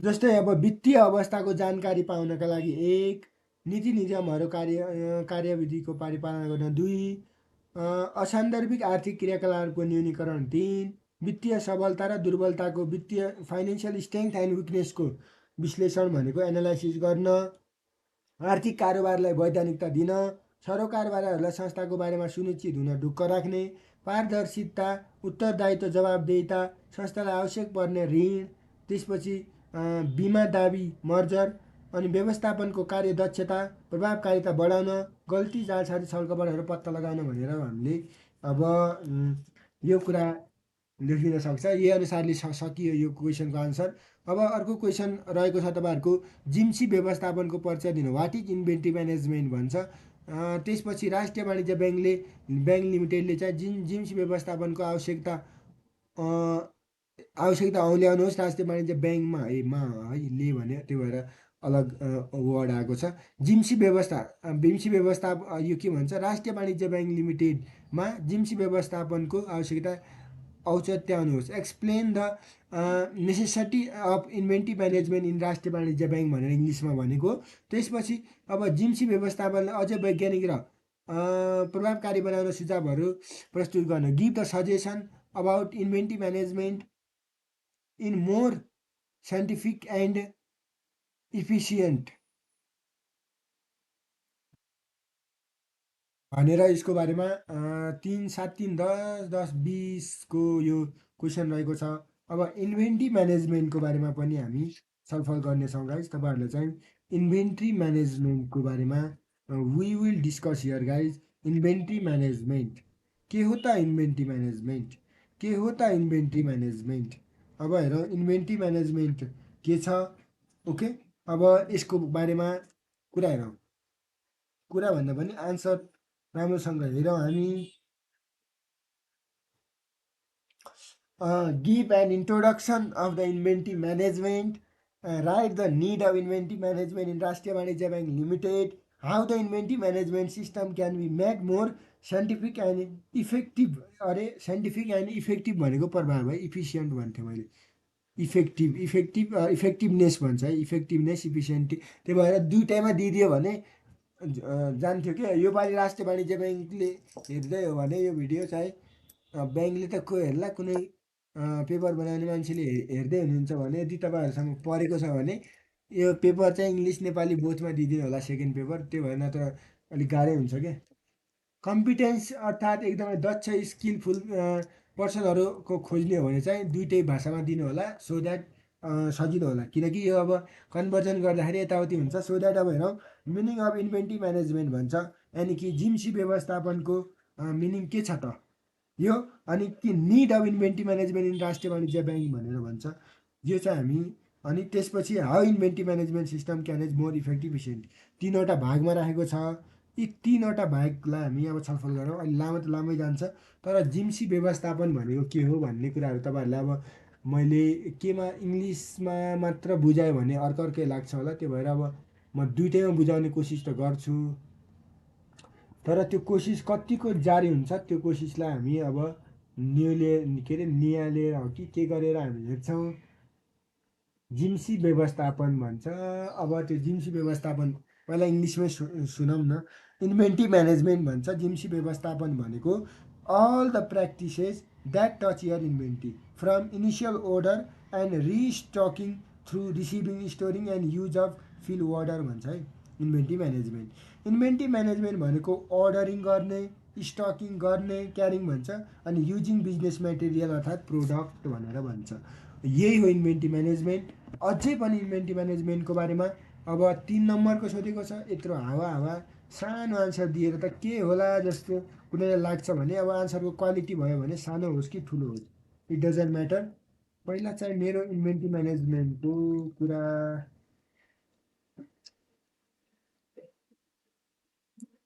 छलफल गर्ने क्रममा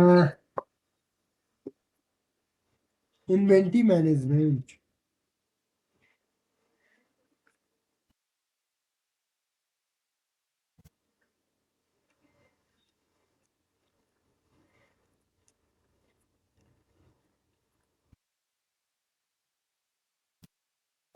यो इन्भेन्ट्री म्यानेजमेन्ट भयो। यसमा दुई तिनवटा मेथडहरू पनि थपिदिए हुन्छ। अब चाहिँ तपाईँहरूलाई म यसको बारेमा main importance of inventory management in operation and financial अब के छन् त इम्पोर्टेन्ट अर्थात् objective importance of inventory management भनेपछि to ensure continuous supply material spare and finish good so production should not suffer any time any customer demand should be made भन्छ। कस्टमरहरूले अब demand गरे अनुसार कस्टमरहरूले समय समयमा चाहिँ अब प्रोडक्सन गर्ने क्रममा चाहिँ केही बाधा विवाद नहोस्। फिनिस गुड बनाउने क्रममा र मेटेरियलहरू हामीले कन्टिन्युस रूपमा हामीले सम्पूर्ण कुराहरू के गर्नुपर्ने हुन्छ, सप्लाई गर्नुपर्ने हुन्छ। त्यसपछि तपाईँहरूको ओभर स्टकिङ र अन्डर स्टकिङहरू हामीले घटाउनु पऱ्यो एक ओके। अझै के अरे यो राष्ट्रिय वाणिज्य ब्याङ्कमा आवश्यकताहरू के छ भन्छ है, necessary need of inventory management राष्ट्रिय वाणिज्य ब्याङ्क भन्छ। त्यसपछि यो कुरा गर्नु पऱ्यो। अनि आरबिमा के गर्नु पऱ्यो भने to maintain investment in inventory at optimum level as require operational and sales activities भन्छ। त्यसपछि to keep material cost under control and so that they contribute reduce cost of production and overall cost भन्छ। अर्को चाहिँ to eliminate duplicate ordering अर्थात् replacing स्टकहरू, जसमा चाहिँ तपाईँहरूको सेन्ट्रलाइजिङ पर्चेजहरूमा हेल्प होस् भन्ने हिसाबले। त्यसपछि तपाईँहरूको लसेजहरू, डिटोरिएसनहरू, पिलिफेरेजहरू, वेस्टेजहरू, ड्यामेजहरूलाई के गर्नु पऱ्यो, मिनिमाइज गर्नु पऱ्यो। अनि हामीले यस्तो डिजाइन बनाउनु पर्ने हुन्छ संस्थामा चाहिँ इन्भेन्ट्री म्यानेजमेन्टको लागि क्लियर कट एकाउन्टेबिलिटी हुनु पऱ्यो फिक्स भेरियस लेभल अफ अर्गनाइजेसनहरूमा। त्यसपछि तपाईँहरूको पर्पेचुअल इन्भेन्ट्री कन्ट्रोलहरूलाई अब हामीले मेनली मध्यनजर गर्नुपर्ने हुन्छ, जसमा चाहिँ मेटेरियलहरू स्टक लेजरमा चाहिँ हामीले राख्नुपर्ने हुन्छ। त्यसपछि to ensure right quantity goods at a reasonable प्राइजमा सुइटेबल क्वालिटी स्ट्यान्डर्डहरू चाहिँ प्रोपर क्वालिटी स्टकमा राख्ने, प्राइस एनालाइसिसमा राख्ने ओके। त्यही भएर चाहिँ विभिन्न डाटाहरूलाई फर्निसिङ गर्ने सुविधाहरू सर्ट टर्म लङ टर्म प्लानिङका लागि इन्भेन्ट्री म्यानेजमेन्टमा आवश्यक पर्छ भनेर लेख्ने। अब अर्को चाहिँ जिम्सी व्यवस्थापनलाई अझै तपाईँहरूको वैज्ञानिक र प्रभावकारी बनाउने सुझावहरू प्रस्तुत गर्नुहोस् भनेर भनेको छ। यसको लागि चाहिँ तपाईँहरूको अब हेरौँ how inventory management system be more scientific and effective भनेर भनेको छ, जसमा चाहिँ तपाईँहरूको pick the right inventory management platform. अब inventory management platform, right inventory management platform राख्नु पऱ्यो। Strive for inventory optimisation, inventory अप्टिमाइजेसनको लागि स्ट्राइप गर्नु पऱ्यो। डिप्लोय रियल टाइम एनालाइसिसको के गर्नु पऱ्यो, युज गर्नु पऱ्यो। युज इन्डिभिजुअल सप्लाई र डिमान्ड प्लानहरू बनाउनु पऱ्यो। युज सप्लायर बेस्ट बिजनेस आफ्नो बिजनेसको लागि राम्रो सप्लायरहरू युज गर्नु पऱ्यो। Use the perpetual inventory management system, perpetual inventory management सिस्टमको युज गर्नुपर्ने हुन्छ विथ द लर्न इन्भेन्ट्री प्र्याक्टिसको लागि। अनि utilise slotting and warehouse management यस्ता कुरा राख्नु पऱ्यो।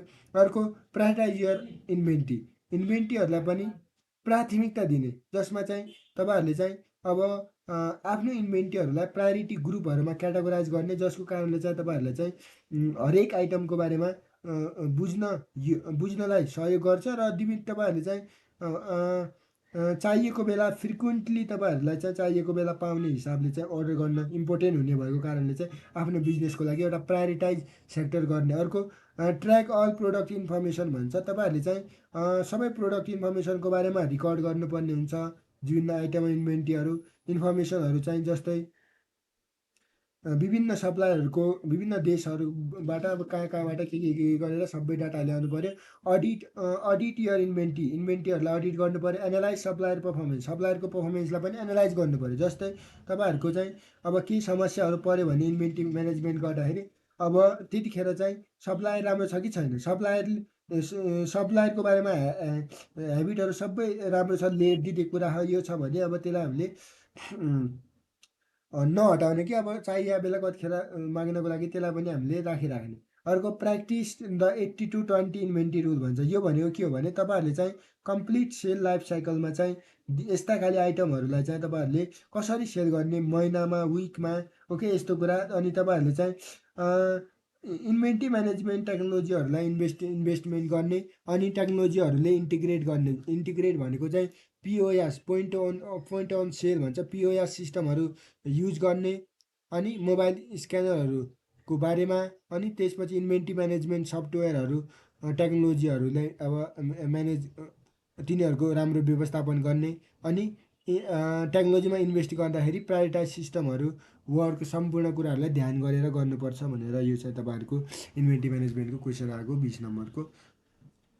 अब जिएमसी व्यवस्थापनको बारेमा चाहिँ तपाईँहरूलाई म अब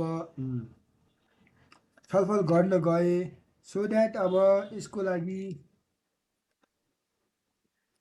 जिएमसी व्यवस्थापनको लागि हामी अब छलफल गर्ने क्रममा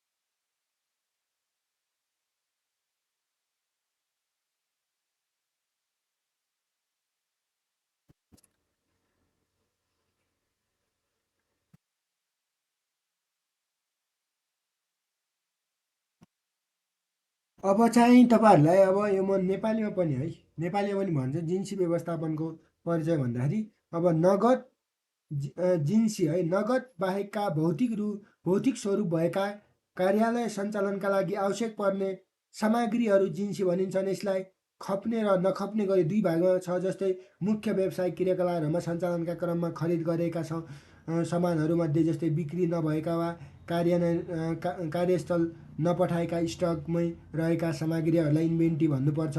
यसलाई र material, WIP, work in process, finish good गरी 3 भागमा छ। त्यसै गरी म्यानुफ्याक्चरिङ संस्थानहरूले चाहिँ अर्गनाइजेसनहरूले चाहिँ 3वटै प्रकारका इन्भेन्ट्रीहरू माने पनि ट्रेडिङ अर्गनाइजेसनले चाहिँ फिनिस गुडलाई मात्र इन्भेन्ट्रीको रूपमा लिएको छ। तर ब्याङ्क जस्तो सेवामुखी service related sector of the ब्याङ्कले चाहिँ तपाईँहरूको मुख्य कारोबारहरूलाई सहयोग गर्नका लागि खरिद गरिएका सामानहरूलाई सप्लाइजको रूपमा इन्भेन्ट्री राख्ने गर्दछ भन्छ। अब एकाउन्टिङ भाषामा स्टक वा इन्भेन्ट्रीको रूपमा वासलातमा समावेश गरिएको सम्पत्तितर्फको शीर्षकलाई मौजदाताको रूपमा बुझ्न सकिन्छ। क्लोजिङ स्टक भनेर हामीले ब्यालेन्स सिटमा राख्छ, त्यही भनेको। यसलाई म्यानुफ्याक्चरिङ अर्गनाइजेसन र ट्रेडिङ संस्थाले चाहिँ आम्दानी सरहमानी क्रेडिट पक्षमा चाहिँ क्लोजिङ स्टकको रूपमा राख्ने गर्दछन् भनेर भन्छ। अब हामी जिम्सी व्यवस्थापन भनेर के भन्छ, अब यसको बारेमा सुनौँ। जिम्सी व्यवस्थापन को बारेमा हेरौँ त। जस्तै जिम्सी कार्यालयमा चाहिँ जिन्सी सामग्रीको प्राप्ति, भण्डारण, सदुपयोग र संरक्षणका सम्बन्धमा गरिने सबै कार्य स्थापकीय कार्यलाई जिन्सी व्यवस्थापन भनिन्छ भने यसले ओभर स्टक र अन्डर स्टकको अवस्था हुन नदिई लागत प्रभावकारिता मार्फत व्यवस्थापकीय लाभ लिन सहयोग गर्दछ। संस्थाको कोर फङ्सन सञ्चालन गर्न आवश्यक पर्ने र material, work in progress, finish गुडहरूको वैज्ञानिक र व्यवस्थित तरिकाले व्यवस्थापन गर्ने कार्य नै इन्भेन्ट्री म्यानेजमेन्ट हो। Right material right place in the right time भन्छको अवधारणा अनुसार मजदात व्यवस्थापन गर्दै कुन सामग्री कहिले कसरी कोबाट कहाँ पुर्याउने र संस्थाको भिजन मिसन प्राप्त गर्ने भन्ने क्रियाकलापको स्वरूपलाई इन्भेन्ट्री म्यानेजमेन्ट भन्छ। ब्याङ्क तथा वित्तीय संस्थामा इन्भेन्ट्री म्यानेजमेन्टको महत्त्व किन छ त भन्ने अब हामीले आवश्यकता किन पर्छ भनेको महत्त्व किन छ भन्ने बुझौँ। त्यसपछि यसलाई प्रभावकारी पार्न हामीले कस्तो व्यवस्थाहरू लगाउनु पर्छ भनेको हो। जस्तै अब ब्याङ्क तथा वित्तीय संस्थाको प्रमुख इन्भेन्ट्रीको रूपमा चाहिँ चेक हो, ड्राफ्ट हो, भोचर हो, लेजर हो, विभिन्न प्रकारका फार्म स्टेसनरी सामग्रीहरू या अन्य सामग्रीको सर्टेज या सरप्लस हुन नदिई कोर फङ्सन सञ्चालन गर्ने भएकाले देय बमोजिमका हामीले महत्त्वहरू भन्छौँ। जस्तै लागत न्यूनीकरण गरी नाफा बढोत्तर गर्ने, minimize the cost and to get the better profit भन्छ। संस्थाको भिजन मिसन र अब्जेक्टिभ प्राप्त गर्ने, to get the vision mission and objective of organization भन्ने इङ्ग्लिसमा पनि सँगसँगै भन्छु म। सेवा प्रभावलाई सहज, सरल एवं चुस्त दुरुस्त बनाउने। ओके, सर्भिस रिलेटेडहरूलाई चाहिँ एकदमै फास्ट, इफिसियन्ट एन्ड सिम्प्लिफाई गर्ने एन्ड इजिनेस बनाउने। इन्भेन्ट्री सम्बन्धी अल्पकालीन, मध्यकालीन र दीर्घकालीन योजनाहरू बनाउन सहयोग गर्ने। Okay, short term, long term and medium term डिसिजनहरू प्लानहरू बनाउनुको लागि इन्भेन्ट्री रिलेटेड। अनि छोटो कार्य सम्पादनले ग्राहक सन्तुष्टि र सङ्गठनको ख्याति बढाउने। जिन्सी अनुशासन कायम गर्न सकिने, इन्भेन्ट्री डिसिप्लिन इम्प्लिमेन्ट गर्न सकिने, माग निश्चित र अनिश्चित हुँदा समेत स्टोर व्यवस्थापन प्रभावकारी बनाउने। ओके, स्टोर म्यानेजमेन्टलाई एकदमै इफेक्टिभ बनाउनुको लागि चाहिँ तपाईँहरूको डिमान्ड लिमिटहरू या अनलिमिटेड छ, त्यो सबै कुरा हो। त्यसपछि जिन्सी प्रयोगबाट हुने विभिन्न खालका हिनामानीहरू र जालसाजीहरू नियन्त्रण गर्ने, इन्भेन्ट्रीको सुरक्षा र संरक्षण गर्ने। ओके, उपयुक्त किसिमहरूको व्यवस्थापन क्षमता प्रदर्शन गर्ने। त्यही भएर वर्तमान समयमा इन्भेन्ट्री म्यानेजमेन्टका सम्बन्धमा ब्याङ्क तथा वित्तीय संस्थाले एमआइएसको कम्पोनेन्टको रूपमा inventory management system, inventory management information प्रयोग गरेको छ, जसले व्यवस्थापकीय निर्णयमा समेत इन्भेन्ट्रीको रोल सुनिश्चित गरेको छ भनेर बुझ्दा हुन्छ। अब हामी जिन्सी व्यवस्थापन अझै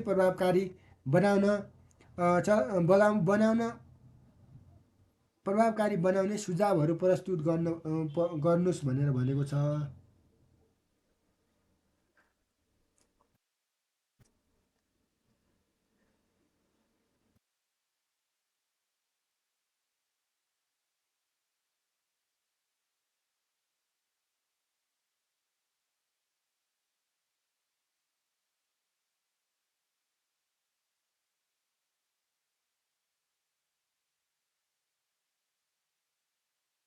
यो सुझावहरू अघि मैले भनेको कुराहरू है। जस्तै तपाईँहरूको के गर्नु पर्यो भन्दाखेरि, जस्तै यसको लागि राइट इन्भेन्ट्री म्यानेजमेन्ट प्लेटफर्मलाई चुन्ने, ल्याउने। अनि तपाईँहरूको इन्भेन्ट्री अप्टिमाइजेसनलाई स्ट्राइभ गर्ने, अनि रियल टाइम एनालाइटिक्सलाई युज गर्ने, अनि सप्लाई र डिमान्ड प्लानहरू युज गर्ने। अनि तपाईँको बिजनेसको लागि कुन बेस्ट हुन्छ त्यो सप्लाईहरू युज गर्ने। अनि पर्पेचुअल इन्भेन्ट्री म्यानेजमेन्ट सिस्टमहरूलाई युज गर्ने, किनकि हामीले इन्भेन्ट्री प्र्याक्टिसहरू गर्न सजिलो होस्। अनि स्लटिङ र वेयर हाउस म्यानेजमेन्टको युटिलाइज गर्ने। अर्को चाहिँ प्रायोरिटाइज, आफ्नो इन्भेन्ट्रीहरू प्रायोरिटाइज गर्ने, क्याटेगोराइज गर्ने ग्रुपहरू, जसको कारणले चाहिँ विभिन्न आइटमको बारेमा बुझियोस्।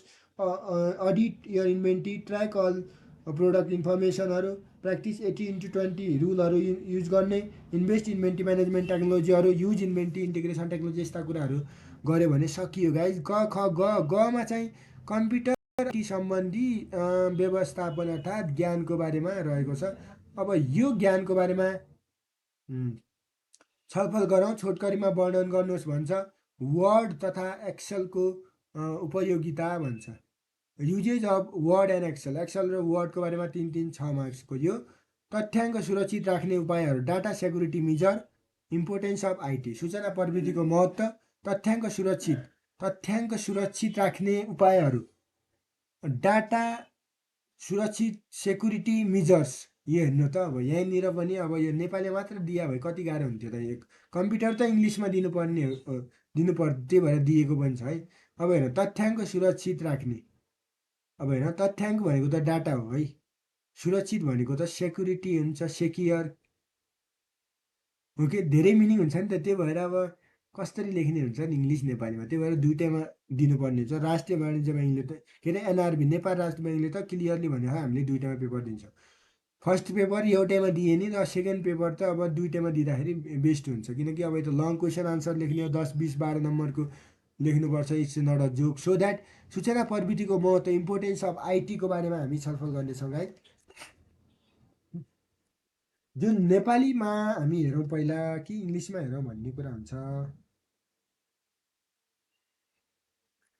म चाहिँ बोथ ल्याङ्ग्वेजमा हामी भन्नलाई म इन्ट्रेस्टेड छु।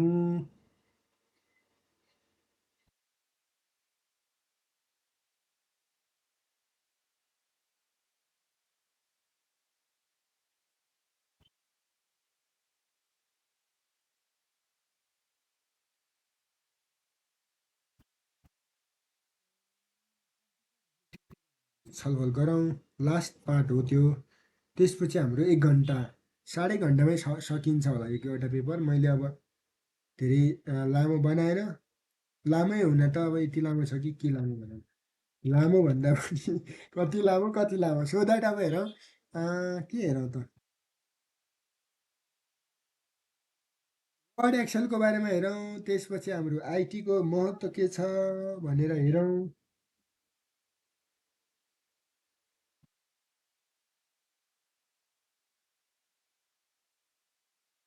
Data security system, data security measure भन्ने छ है यो त।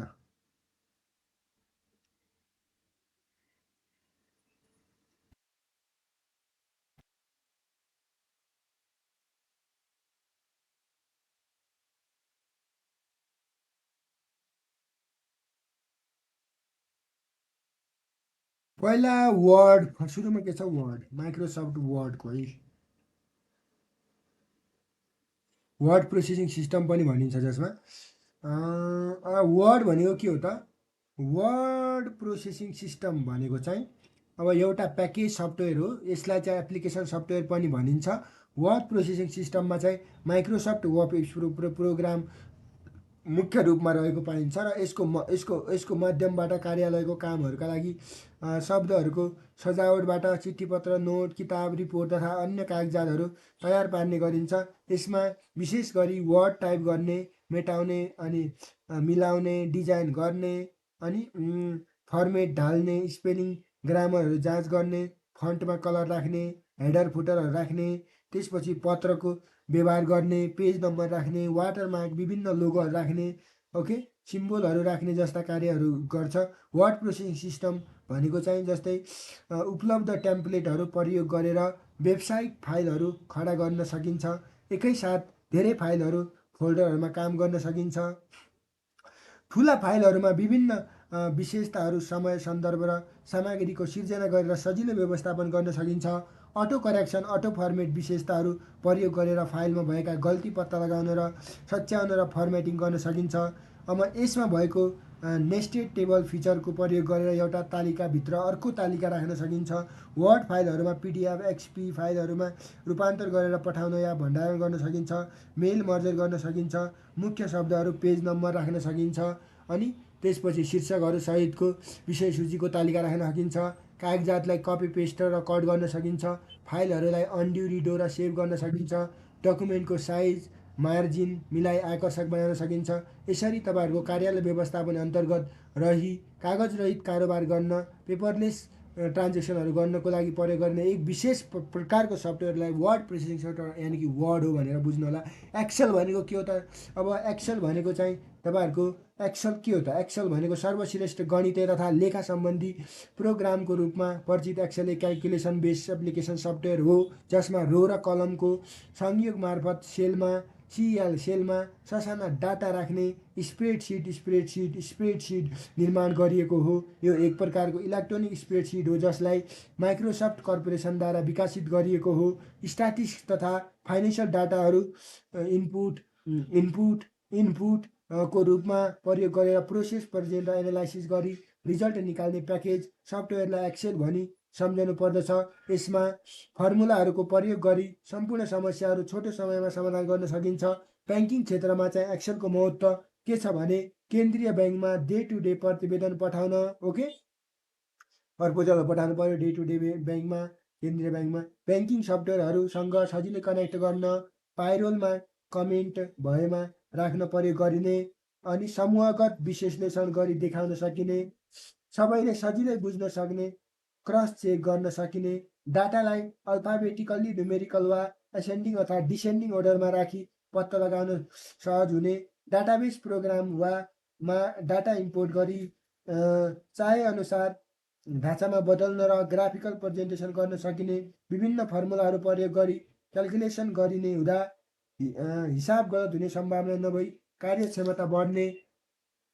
त्यसै गरी तपाईँहरूको कारोबारको व्यवस्थित रिकर्ड राखी वित्तीय प्रतिवेदन तयार पार्ने, ब्याङ्कको आर्थिक कारोबारको पारदर्शिता अभिवृद्ध गरी लेखा परीक्षणलाई सहयोग पुर्याउन आदि कुराहरू छ। अब हामीले भनिहाल्यौँ गाइस।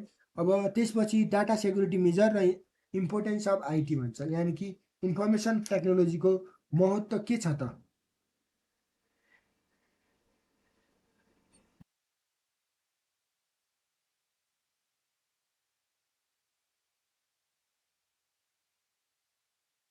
इम्पोर्टेन्स अफ आइटीको बारेमा हामी छलफल गरौँ गाइज।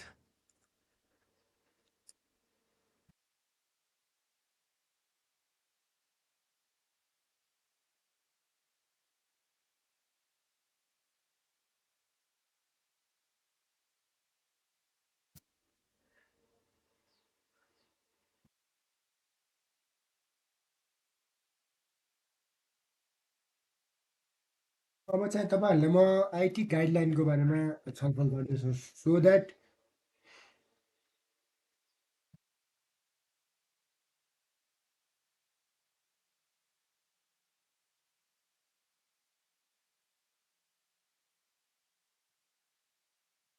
है कम्प्युटरको बारेमा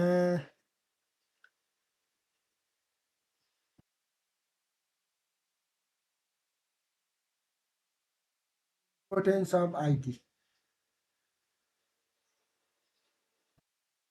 है यो त हामी अब एकदम राम्रो तरिकाले हेरौँ त। आइटीको इम्पोर्टेन्स, इन्फर्मेसन टेक्नोलोजीलाई आइटी सूचना प्रविधिको महत्त्व के छ त? यो भनेको use of computer for creating, processing, storing and securing data, okay, which can be store or network within other physical device. यो भनेको के हो?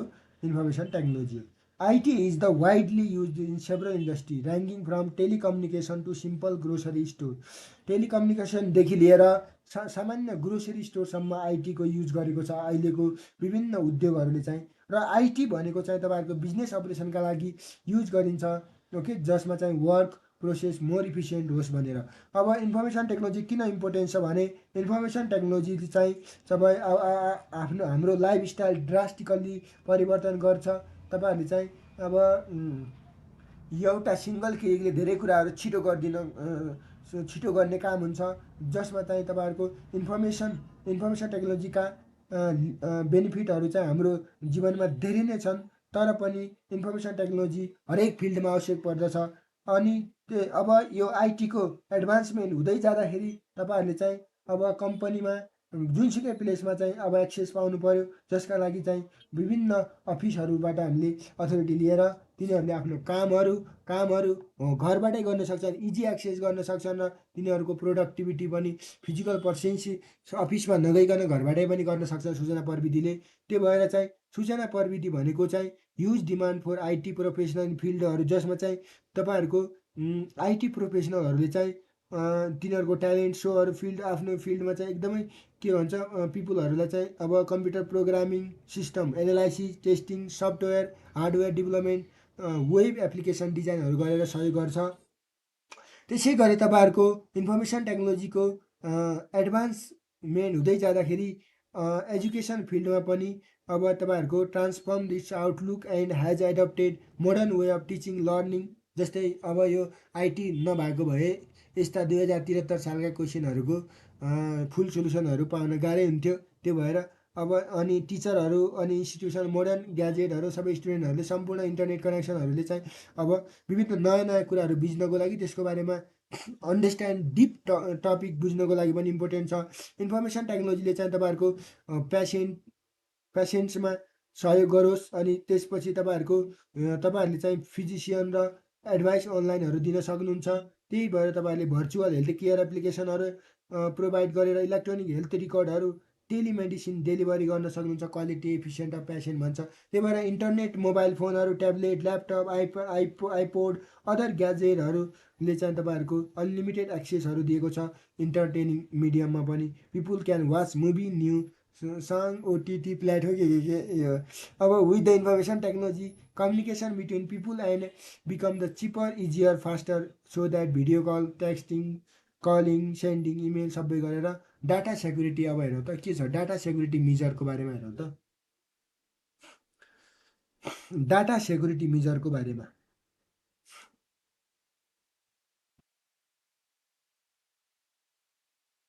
यसको बारेमा छोटो कुरा हेरौँ। जस्तै अब protection of data from unauthorise use access corruption change disclosure destruction primary aim of data security to protect the organisation or individual different type of data such as store transaction knowledge communication transfer. अहिलेको त अब digital दुनियाँ आयो भने अब यी डाटाहरूलाई पनि सुरक्षित गर्नुपर्छ। तथ्याङ्क सुरक्षित राख्ने उपायहरू भनेको हामीले पढिरहेको। त्यही भएर चाहिँ मेन उद्देश्य हाम्रो संस्थाको त्यही हो है, सबै हाम्रा कस्टमरहरूको डाटाहरूलाई के गर्ने सेभ राख्ने। त्यसपछि अब विभिन्न टाइप्सहरू छन् डाटा सेक्युरिटी मेजरका लागि। जस्तै data backup data backup data security मेजरमा है इन्क्रिप्सन अनि एन्टिभाइरस सफ्टवेयरहरू यी सबै कुराहरूलाई सेन्सिटिभ डाटाहरू प्राप्ति गर्नका लागि। डाटा सेक्युरिटी भनेको तपाईँहरूको इन्फर्मेसन सेक्युरिटी हो अर्थात् कम्प्युटर सेक्युरिटी हो, जसमा चाहिँ डाटा सेक्युरिटी भनेको data backup 1 firewall 2 data encryption 3 use of strong password 4 use of antivirus software 5 secure your computer 6 up to date operating system र security patch 7 digital signature 8 educate your कर्मचारीहरूलाई शिक्षित बनाउनु पर्यो। Careful use of email र website data masking. Okay, अब यो सम्पूर्ण कुराहरू रहेको छ गाइस। त्यही अनुसारले अब यो हाम्रो यो पेपर सकियो। यस्तै भिडियो हेर्नको लागि यो युट्युब च्यानल सब्सक्राइब गर्नुहोला। 1 घन्टा 22 मिनटमा मैले सकिदिएँ। त्यसपछिको हाम्रो डिस्कसन हुनेछ 2074 11 महिना 5 गतेको what is management function of management conflict भनेको के हो र संस्थामा कन्फ्लिक्ट कसरी हामीले युज गर्न सक्छौँ। अब लेटरहरू नेपाल राष्ट्र ब्याङ्कले चाहिँ सुपरभिजन राष्ट्रिय वाणिज्य ब्याङ्क गर्नको लागि फाइलिङ भनेको के हो, एचआरएम भनेको के हो, जब एनालाइसिस भनेको कार्य विश्लेषण भनेको के हो, एउटा झोलामा यति छ अर्को झोलामा यति छ भन्ने कुराहरू यो हामी छलफल गर्छौँ। त्यसपछि तपाईँहरूलाई अरू धेरै कुराहरू why commercial bank disburse loan वाणिज्य ब्याङ्कले कर्जा प्रवाह निर्वाह भनेको डिस्बर्स भनेको प्रवाह किन गर्दछ भनेर यो एकदमै फेमस क्वेसन। यसलाई चाहिँ बाफिया एक्टको बिचबाट हामीले आन्सर पनि अलि हामी लेखौँला। 2076 साल 3 महिना 17 गतेको 2टा पेपर। त्यसपछि तेस्रो पेपर छ यो कहिलेको 74 12 महिना 16 गतेको अर्को पेपर छ। त्यसपछि 74 3 महिना 18 गतेको अर्को पेपर छ। 76 3 महिना 13 गतेको अर्को पेपर छ। यति गरेर हामी यो पेपरहरू सम्पूर्ण पेपरहरूलाई हामी आज अब आउँदै गरेका दिनहरूमा हामी सोल्युसन गर्नेछौँ, जस कारणले तपाईँहरूलाई इजिनेस होस् भनेर यो युट्युब च्यानलमा यो म धेरै भिडियो ल्याएर आएको छु। Thank you for watching this video. यस्तै भिडियो हेर्नको लागि यो युट्युब च्यानलसँग नजिक हुनु होला या गाइज।